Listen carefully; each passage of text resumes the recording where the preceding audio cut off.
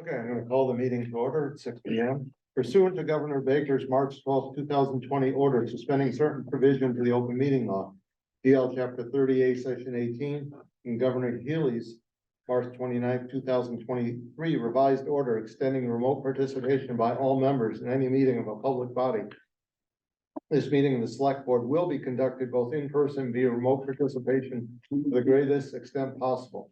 Specific information and general guidelines for remote participation by members of the public and or parties with a right and a requirement to attend this meeting can be found on the town's website. For this meeting, members of the public and committee members may attend the meeting in person or, for those who wish so, remotely. For those who are not in person, every effort will be made to ensure that the public can adequately access the proceedings in real time via technological means. Pursuant to MGL 7C 30A Section 20F, notifying the chair of the public body, any person may make a video or audio recording of an open session of a meeting of a public body, may transmit the meeting through any medium. Beginning of the meeting, the chair shall inform other attendees about any such recordings. This meeting is being recorded by the Berkshire Edge, Berkshire Eagle, the town of Great Barrington, and other members of the public. Any member of the public wishing to speak at the meeting must receive permission of the chair. The listing of agenda items are those reasonably anticipated by the chair, which may be discussed at the meeting. Not all items listed may in fact be discussed, and other items not listed may be brought up for discussion to the extent permitted by law. So let's start with the open meeting law complaint and response. Okay, so we received an open meeting law complaint on August 16th. A copy of that was included in your packet for this evening. Also included in your packet for this evening was a draft response that we put together on your behalf. So the complaint requests that we post copies of recent board minutes, which we've since done. So if the board would like to approve the draft letter, we'll get a copy out to Mr. Henkin and we'll get a copy out to the AG's office tomorrow. I'll make a motion to approve the draft letter with item that I'll second. Any discussion? Hearing none, all in favor? Aye. It's unanimous. Public input session for the proposed real estate transfer fee. Lee, your statement first. Yes, I would just like to announce that I have filed a disclosure of appearance of conflict of interest form, and it's on file with the town clerk. I filed it on August 24th, 2020. So the purpose of tonight's meeting is to listen to public opinion about the proposed real estate transfer fee. The fee was originally proposed by the Planning Board Select Board Housing Subcommittee.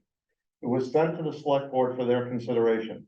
Select Board narrowed the scope of the proposal, but they have not voted to endorse it until after they hear from public comment. If the Select Board does endorse this proposal, it will next go to a town meeting for a vote. The town manager will explain the proposal, then we will take public comment. Citizens may speak once for up to 3 minutes. Our definition of a citizen, just so everyone's clear, is a primary resident of Great Barrington, Housatonic, a property owner in Great Barrington or Housatonic, a business owner, operator with a base of operations located in Great Barrington or Housatonic. The Select Board tonight will listen but not discuss the proposal this evening.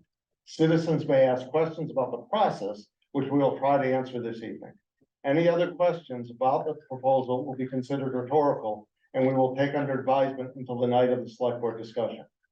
The real estate transfer fee will be discussed and voted on at the Select Board meeting on Monday, September 18th.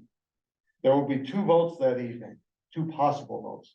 One will be to endorse or reject the proposal. If the Select Board does endorse the proposal that meeting, it will then decide whether it will appear on the warrant of the special town meeting currently scheduled in October or at the annual town meeting in May. Mark, you want to start with it? Sure. So I was asked to provide a little background tonight. I'm going to repeat some of your points, but I'm just going to walk everyone through the timeline and process from beginning right through the town meeting. So again, tonight's session is to just hear from residents and gather some feedback. For anyone that may have missed our earlier discussions and Lee's presentation on behalf of the town's housing subcommittee, I'm just going to again walk through a very high level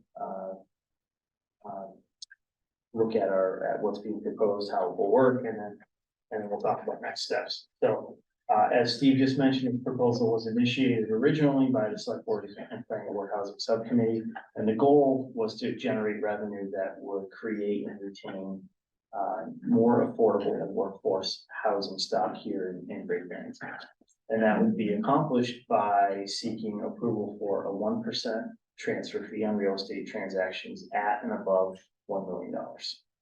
And I just want to point out that transfers between family members and transfers for affordable and workforce housing would be exempt, but transfers for all of the residential, commercial, and industrial parcels would be subject to the fee.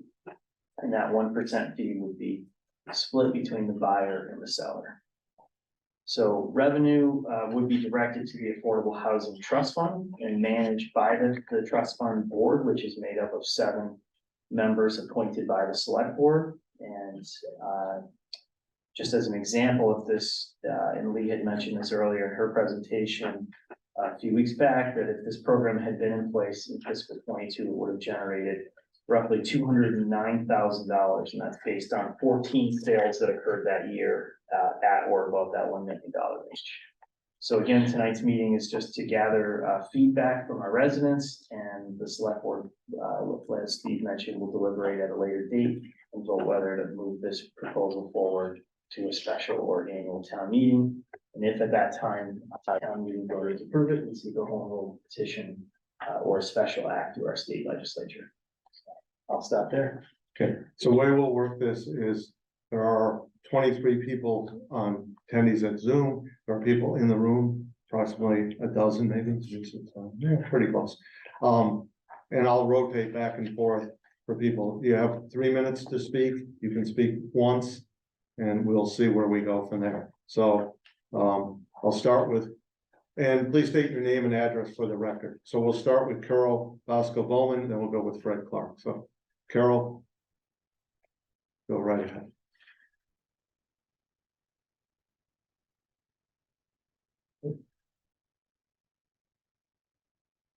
Just unmute yourself now.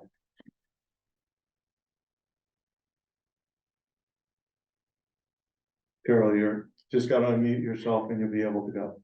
Got it. Thank you. Thank you. Thank you all. I'm Carol Bosco Baumann from, I live in Housatonic, and I'm the executive director of the CDC of South Berkshire. So I would like to read a statement from the CDC of South Berkshire. The Community Development Corporation of South Berkshire appreciates Great Barrington's commitment to affordable housing and specifically recognizes the proactive and innovative ways in which the town supports affordable and workforce housing in general and in the CDC's several recent projects specifically. The lack of affordable housing in Great Barrington impacts the community at many levels, pushing longtime residents out of the community, discouraging Great Barrington's next generation from returning, and causing new families to look elsewhere. The result is an aging community, shrinking in population, and struggling to find workers for our town departments, employees for our businesses, and students for our schools. We recognize that the town needs many sources of funding to help solve the housing crisis and see that the transfer fee could be an important new source of funding, particularly nimble funding that is free of state restrictions and is suitable for supporting innovative housing solutions. We also recognize that affordable housing is one of Great Barrington's many important fiscal responsibilities. In this context, we support the continued exploration of this issue in both the public and private sectors with the goal to generate a suite of nimble, achievable, and versatile funding options. Thank you. Thank you very much. Fred, go ahead. Hi, I'm Fred Clark, 388 Park Street North in Housatonic. I'm also chair of the Affordable Housing Trust Fund. And my talk tonight's going to be in 2 parts. One about the Affordable Housing Trust and the success that we've had, and the other about the transfer fee and why it makes sense to have a real estate transfer. Throughout this whole discussion, I think we've heard a lot of great things. I've been very gratified for all the people who talked about the housing trust and put their faith in the housing trust. We've had very good success. We were formed in 2017 to support housing in Great Barrington, and we think we've done a really good deal. So I just want to say We've been successful. We've been efficient. We've leveraged the monies that we've gotten.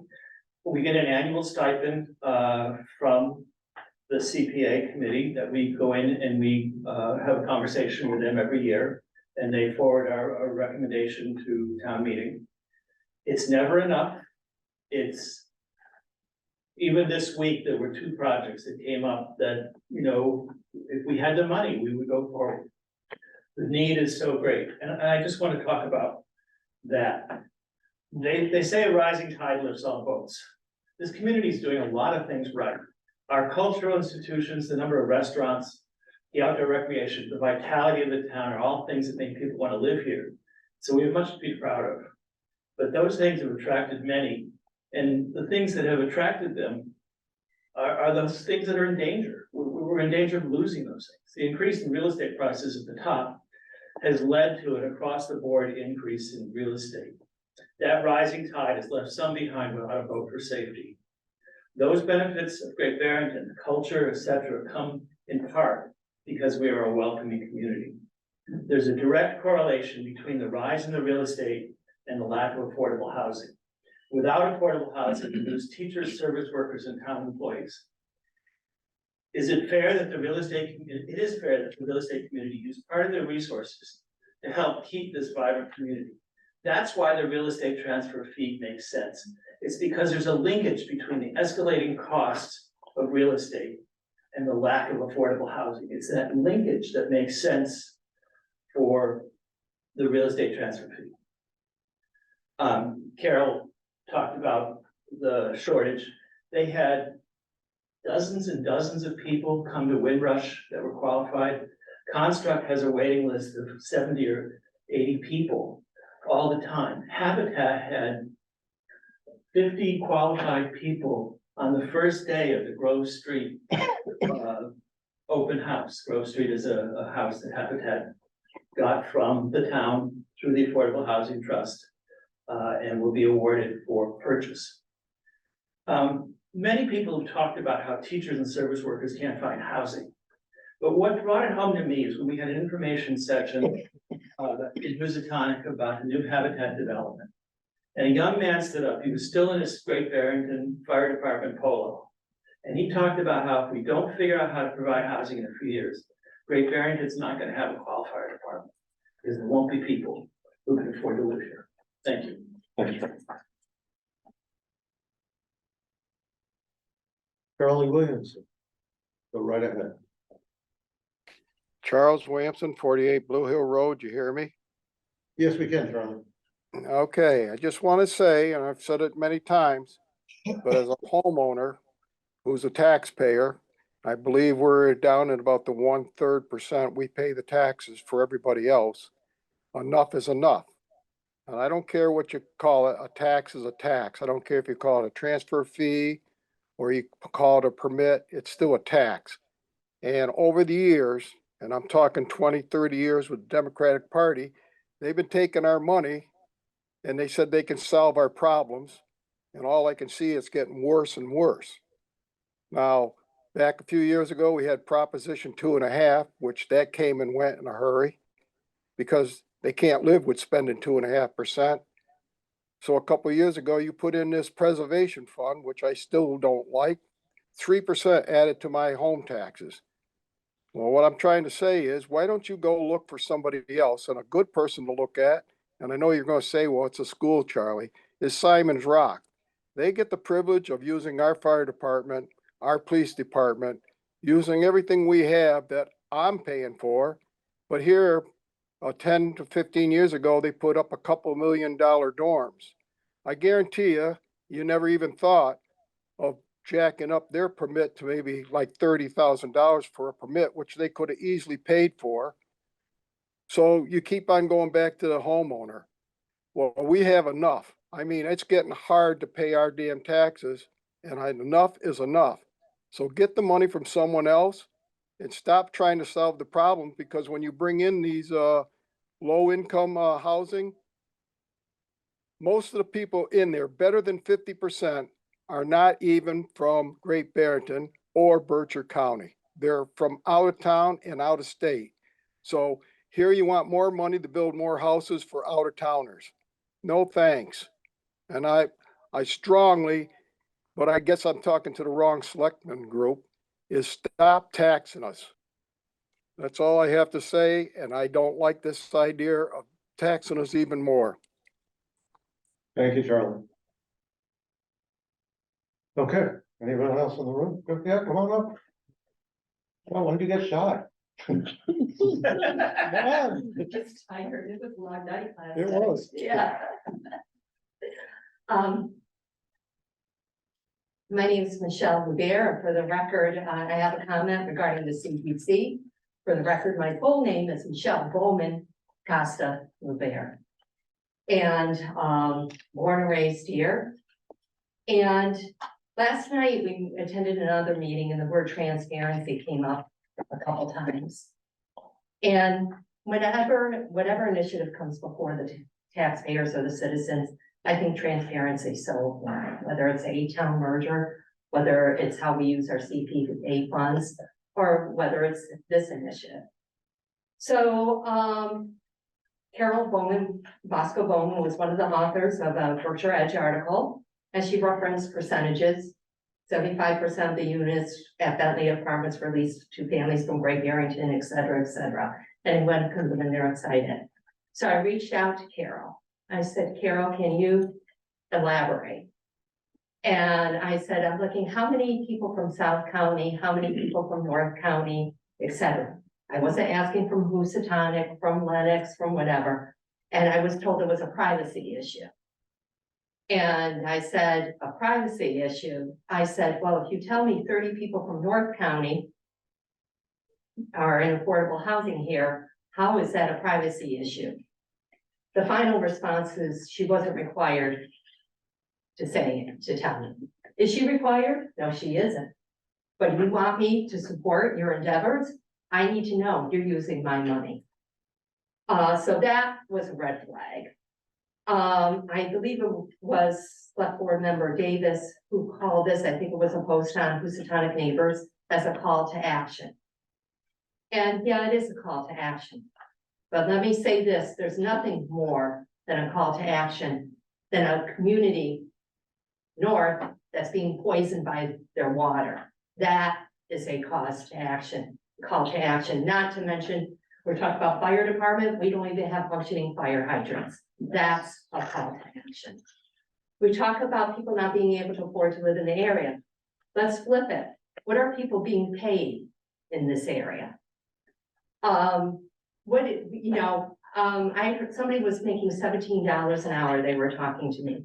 You can't live on $17 an hour, but this is a business in Great Barrington that's paying $17 an hour, no benefits. Of course they can't afford to live here because they're not being paid a living wage. Nobody's asking those questions. And if anybody thinks I have an insensitivity to affordable housing, think again. My sister Jackie, who died in 2017, died on a wait list for affordable housing. So, and I have a sister who lives in affordable housing. So I do understand the need. However, it was referenced about pushing families out of the community. You are pushing existing families out of the community. I would like to start looking at retirement. My husband and I can't afford to do so. Instead of looking at retirement, my husband and I are looking at second jobs to afford to live here because of this taxation. Another thing, you have the CPA. Do I like it? No, I do not. But if it's run well, I accept it. And that is what we were told was supposed to be used for things such as affordable housing. And now you want more taxes. And as Mr. Williamson said, enough. Enough with the taxes. It's going to divide the community between the wealthy and the poor and the ones in the middle. It's enough. You're going way too far. And I think Great Barrington is getting really greedy. Thank you.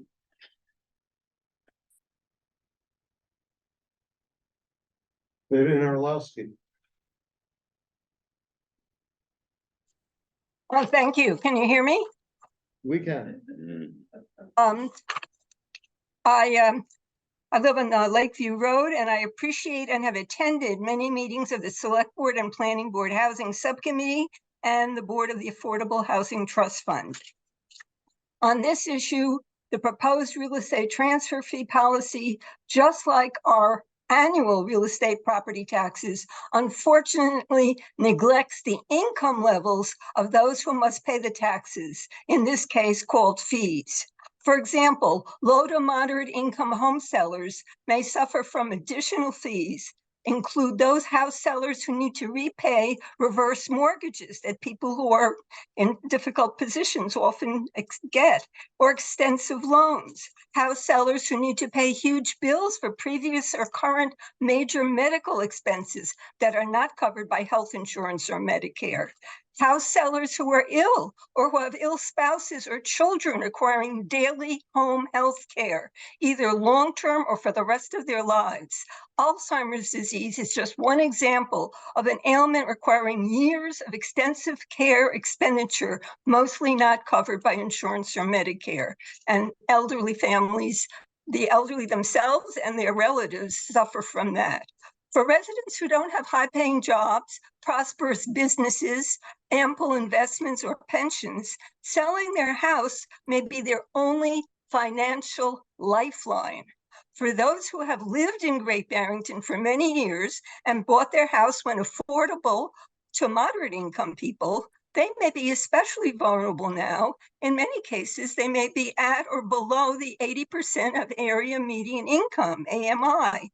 Such 80% AMI levels often qualify for help, not penalties from affordable housing policies and institutions. Given this and other negative impacts, I urge the Select Board to vote against the current transfer fee proposal. Instead, please consider Planning Board Vice Chair Pedro Pachano's suggestion to aid the Community Preservation Committee in allocating affordable housing a larger proportion of their revenue from the CPC annual 3% tax. This CPC taxation policy already raises much more funds than a transfer fee and also allows some income exemptions. Due to a growing inflation and real estate pressures, an increased number of houses will surprisingly sell for $1 million in the not too distant future. This is already occurring in Eastern Massachusetts real estate.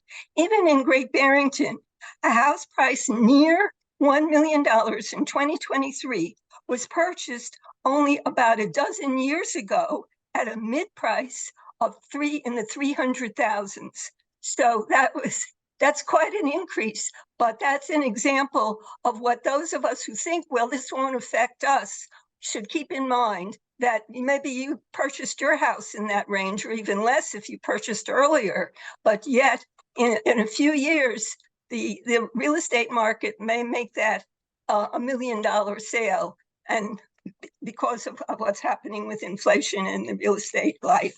So thank you very much for considering these factors, and I hope that these people who are concerned about this issue will recognize the role of the Community Preservation Committee, and that the town meeting will be much more supportive of more resources going to affordable housing through that tax which already exists. Thank you. Thank you, Vivian.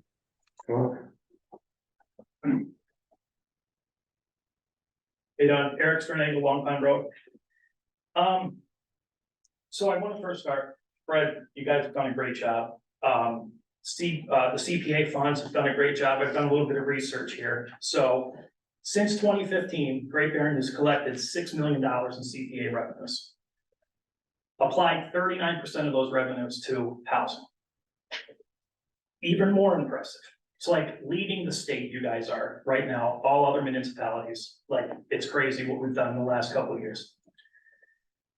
Community preservation has used roughly $2.4 million on housing to unlock an unprecedented $31 million in funds, state, federal, and other sources for housing opportunities. Okay, 39% of that unlocked $31 million. 70% of CPA funds, as everyone's saying here, are available to be utilized for things other than what we're using them for. The CPA website shows the aggregate data for Great Barrington is done, 12 projects for open space at a tune of $1,015,450.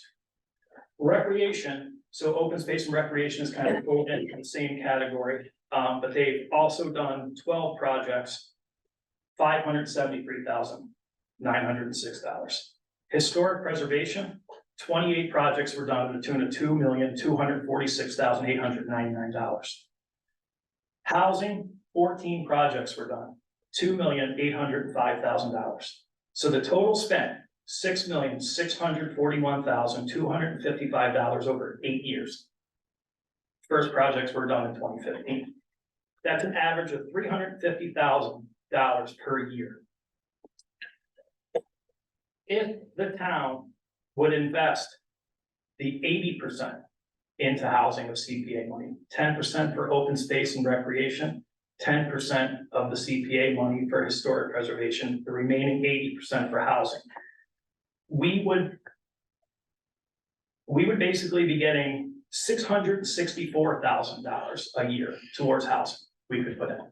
So I think that's where we need to be going, looking forward, with our CPA funds, instead of adding another tax fee, whatever you guys want to call it. Utilize the CPA, see what we can do with this money, see what other funds we can unlock, and then revisit this in the future if we need to be. But there's no other municipalities in all of the Commonwealth that are using transfer taxes for affordable housing projects. A lot of people are just dipping into their CPA funds to do so. That's already passed. Let's use what we already have. Thank you. James, I think next. James. Just state your name. Good and afternoon, address. this is James Garzone, 84 North Plain Road. I'm also opposed to the transfer fee. I also suggest using more of the CPA funds, allocating more, as several people have discussed, as the planning board member Pachal has discussed in his email and his article. Just looking into last year's town meeting, the citizens voted down Allender's $250,000 allocation for affordable housing because we knew giving a private developer a 10-year abatement and getting nothing at the end wasn't the best use of our funds. It's clearly been demonstrated that the citizens do not want to spend more money. We have the CPA. Let's use 80%, 70%, just more than what we've been doing now. Let's do that first and then do an assessment a couple of years later. But doing a real estate transfer fee is not the best use of our money. We do not want to be taxed even more. And that's all I have to say. Thank you. Thank you, James. Come on up. Hello, I'm David Unger, 38 Silver Street. I'm in favor of some kind of development here, but I want to throw out some other numbers that I've analyzed. The budget in this town is $36 million. So to generate $200,000 would be less than 0.5% of the revenue that is generated and spent in this town. So it's not a lot of money. It should be somehow found within the budget to allocate some money to this. In addition, Windrush cost over $400,000 per unit to build. So to generate $200,000 is not even going to build one more unit a year. If the money is used to pay people's rent, for example, it would pay effectively 16.5 people's $1,000 a month for a year towards their rent. That's all. And there's no guarantees that there'll be the second year, because who knows if there'll be another 14 transactions. So you're really asking 28 buyers and sellers to effectively pay the rent of 16.5 people. You're gonna go through this whole rigmarole of voting and state stuff and all this to help 16.5 people pay $1,000 a month in rent. It's way, way too much time and effort to do that, in my opinion. I don't know much about the CPA scenario. All I know is you have Construct, you have CDC, you have a lot of non-for-profits in this town that wealthy people are giving to and can give more to, that at their, if they're, well, if they want, and get a tax deduction for it. Okay, to charge people another 1% on their sale or buy of a property makes this town so much different than every other town around us, Lenox and Lee, who aren't charging this amount. So it basically denigrates the town for all the citizens. That's what I wanted to say. Thank you very much. Okay, Richard Stanley.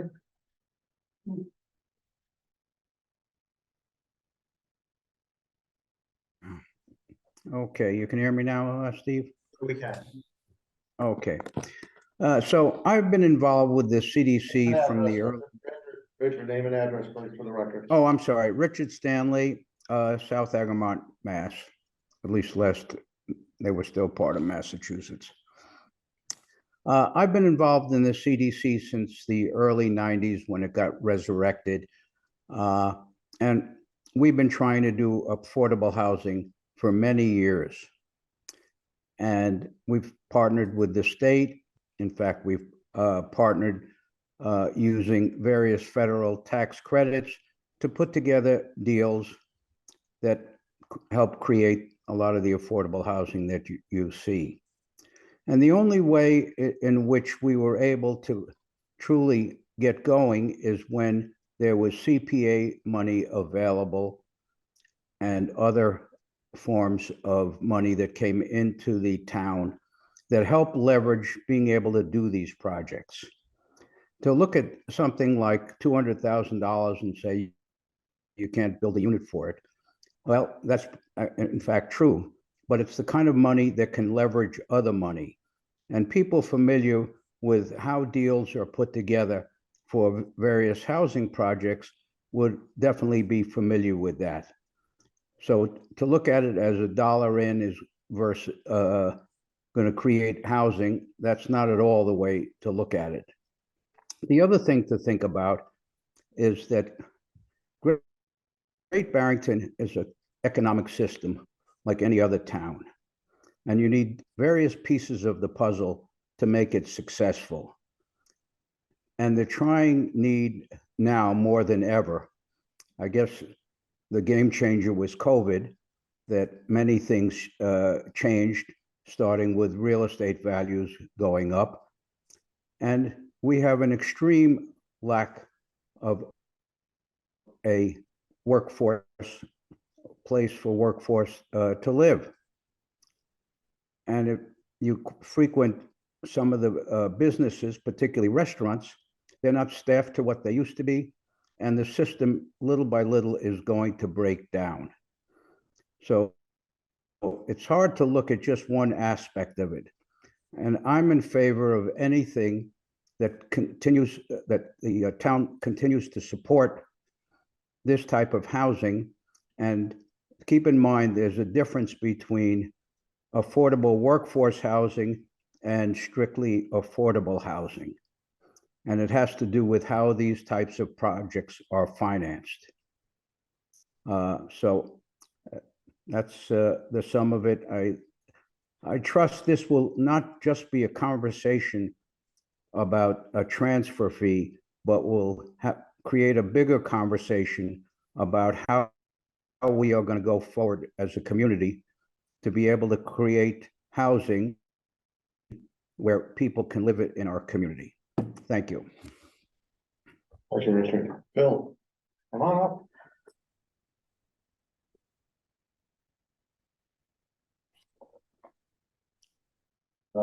Bill Orenstein, 4 Alfred Road. I'm a member of the Finance Committee, but I'm speaking for myself tonight and not for the Finance Committee or any other organization or committee. I appreciate the work of the Joint Housing Subcommittee and agree with the objective of this initiative: financial support for affordable and workforce housing in Great Barrington. However, I believe that adoption of the proposed real estate transfer fee is simply not a good fit for our town. The primary reason is how high our property tax rate is compared to our neighboring towns. An important source of property tax revenue for our town is new growth, specifically newly constructed homes. Individuals considering new homes will evaluate a wide variety of factors when it comes to location, and we are fortunate that many of them will consider proximity to Great Barrington to be an appealing feature. They will also likely review the property tax rates of the various towns, and they will see what is in Exhibit A in my remarks. Great Barrington's tax rate is significantly higher than all of our neighbors. For example, our tax rate is twice that of Egremont and almost 3 times that of Alfred's. I don't think it will shock anyone here tonight to say that our higher tax rate is a strong motivation to shift the new home construction project to our neighboring towns. It saves those homeowners significant amounts of money. For example, the proposed transfer fee for the sale of an existing $1 million house would generate $10,000 in proceeds to the town, which would go to the Affordable Housing Trust. However, encouraging a new $1 million home project to shift away from Great Barrington to one of our neighboring towns will cost us approximately $14,000 in foregone tax revenue each year, and that's assuming that the tax rate stays the same. Regardless of whatever data we look at, this new tax will only add to our reputation as a high tax town and push this new growth to other towns. When evaluating this proposal, we need to consider a full range of impacts. Higher end home building clearly does not address our affordable housing problems. But the fact is these homes represent about 15% of our total tax revenue.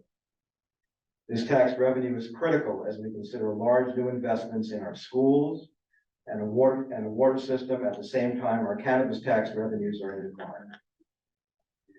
We can take a look at a list of other Massachusetts towns that are seeking to enact a similar real estate transfer fee from the website Local Option for Housing Affordability. All but one of the 18 on that list has a tax rate significantly lower than Great Barrington. Circling back to the objective of this proposal, I know that the town already has an additional tax for affordable housing, the Community Preservation Act. And has been noted elsewhere, one possible alternative to the proposed transfer fee is to increase the portion of CPA money that goes to affordable housing.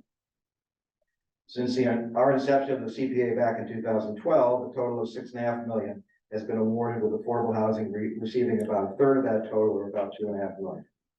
There is an ability, again, as been mentioned elsewhere, there is an ability to allocate a greater portion of the CPA funds to affordable housing, subject to the recommendations of the Community Preservation Committee and the approval of town meeting.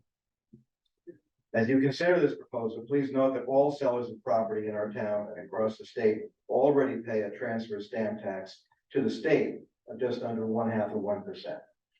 So this proposed new tax would be in addition to the state tax. To conclude, the good news is that ultimately this matter will be decided by a vote at town meeting. And hopefully this debate will help residents form their views. Let's all strive to be comfortable with differing opinions and civil debate on important topics without questioning the motivations of the persons expressing their views. Thank you.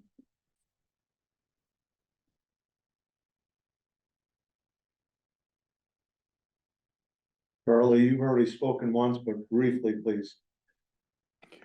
Well, the only reason I come back on, I was kind of shocked when I think it was Richard Stanley from South Egremont got to talk. He's not a voter in Great Barrington, whether it's pro or con to the subject. You've held other people and told them they couldn't talk. So I think it's mainly a Great Barrington problem. And I just want to put some light on things. Our government was formed in 1776 because the British was overtaxing us. And as a resident of Great Barrington, I strongly believe our government, Great Barrington, is overtaxing us. And adding another tax, I don't care what you want to call it, a transfer fee, all it is another tax. And just because you think you're taxing it over $1 million, there are people that own houses for more than 2 decades. I've owned mine for quite a few years. And if my place sold for over $1 million, it's because I worked on preserving my property and increasing its value. I don't believe the town. I'm going to interrupt you because it's more than a process discussion you're having now, so I will read to you what I read at the beginning of this, why I allowed Richard to talk, so. Hold on. So I read at the beginning that our rules that we consider a citizen is a primary residence of Great Barrington, Housatonic, a homeowner or renter, a property owner in Great Barrington, Housatonic, Richard qualifies under that, and a business owner, operator with a base of operations located in Great Barrington, Housatonic. So there's a financial interest or a voting interest. So we did follow the rules that are set out at the beginning of the meeting, and I'm always here to say we need fair play, and so I did follow that. Who would be next up wants to speak? Nan, go right ahead. Nan Wild, Main Street, Great Barrington. I'm not gonna read the letter that I sent you several weeks ago, maybe a month, but as a point of order, I would love to have a response from you guys when I take the time and trouble to write. One is for this issue, and the other is for the traffic, the fast traffic that's coming up from the only southern corridor we have leading into town on Route 7. You did get my response to that. Okay, Right. thank you. So, okay, so I happen to think that this transfer tax is not egregious. I think it's, looking at the numbers, I think it's really minimal. But more than that, I really agree. It's a great idea that has been brought up by several people to perhaps reapportion the CPA funds. But what I'm really standing up for is to say that we can talk forever and ever and ever, which has been a case in the past. Let's not wait until May's town meeting. Let's go for the meeting in October and put this conversation out to the public and energize it in that fashion. That's the main thing I want to say. Let's get it out there and not be milquetoast. Thank you. That's it. Joseph Method. Oops, sorry, that was me. Okay, you can hear me now? Yes, we can. Okay, this is Joseph Method, 9 Mountain View Avenue, Great Barrington.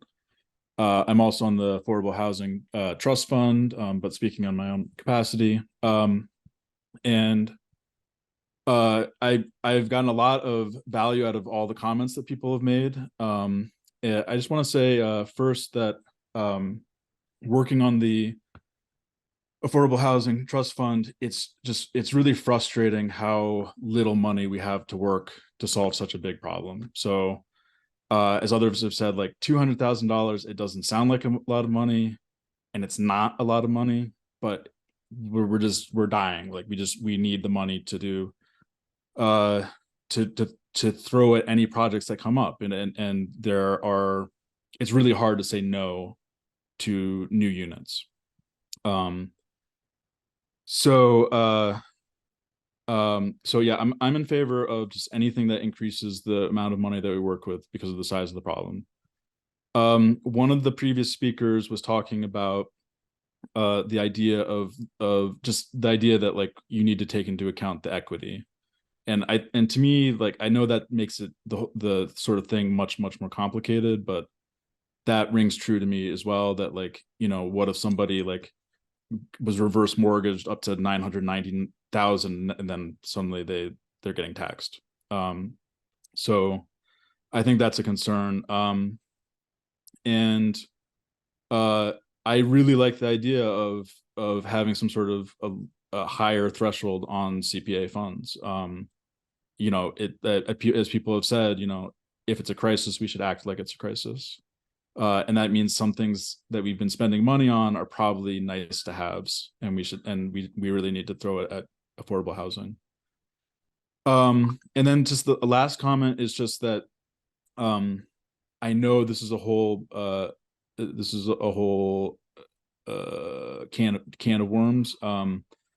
But I think what would be fair is to try to get money from second homes. And I don't know the mechanism exactly for doing that, but I think that it's just fair that they should pay more money, because a second home displaces somebody who could have a first home.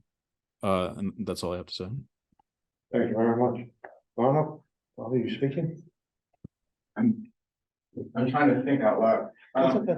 Bobby Houston, 25 Harvard Street, Barrington. I just want to talk to the politics because this is going to be a hot issue. I hear a really very sensible groundswell towards working with the CPA. And I think you're gonna see that the voters are gonna want that. I think that the elephant in the room is that Great Barrington is a high tax town in a donut of tax havens. And so the real estate market knows that, and it moves. I've sold homes where this tax would have taken a bite.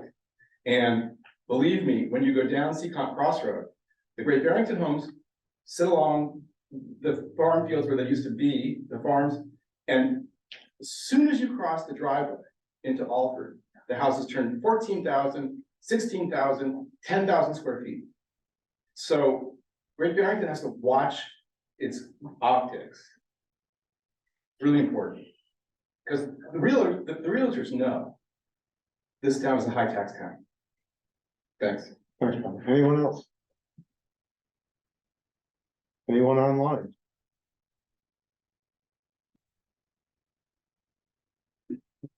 Can I just piggyback on that just for? Just come up. I let Charlie speak twice. I'll let you speak very briefly. I Very just want to briefly. piggyback on Bobby.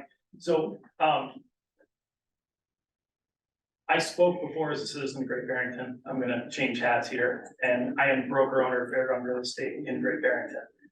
I will say that is resonating very clearly with all buyers right now in the market. It's very easy to get into Great Barrington from these surrounding towns. No one needs to live on the hill or down on Main Street. They can live just outside, shelter from taxes, and that's what they're doing. So it is something to certainly keep in mind. Thanks. Ed Abrams, go right ahead. Hi, thank you. I missed most of the beginning of the meeting, so I'm not going to talk about for or against. I am going to ask or suggest that you wait until the May town meeting. The special town meeting, the school discussion and vote is really important. And it's a huge chunk of information for people to mull and make a decision on.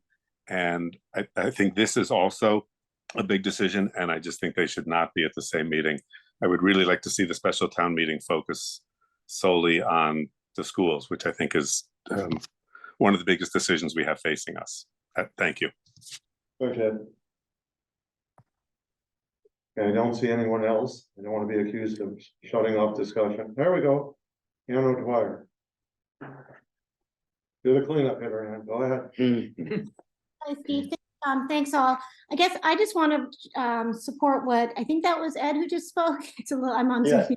I just want to agree, having been at the school merger meeting last night, I really think we have to focus on that at the upcoming town meeting. And I think trying to put more on the agenda, I think then we start having to think about, do we have to have a second, day of town meeting? I think the upcoming meeting should really focus on the school merger. Thank you.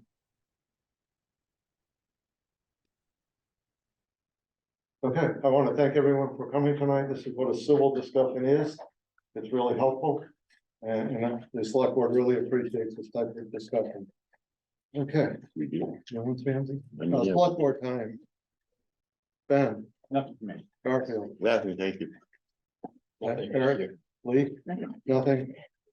Citizens speak. If anybody has any other topic? Michelle, come on up.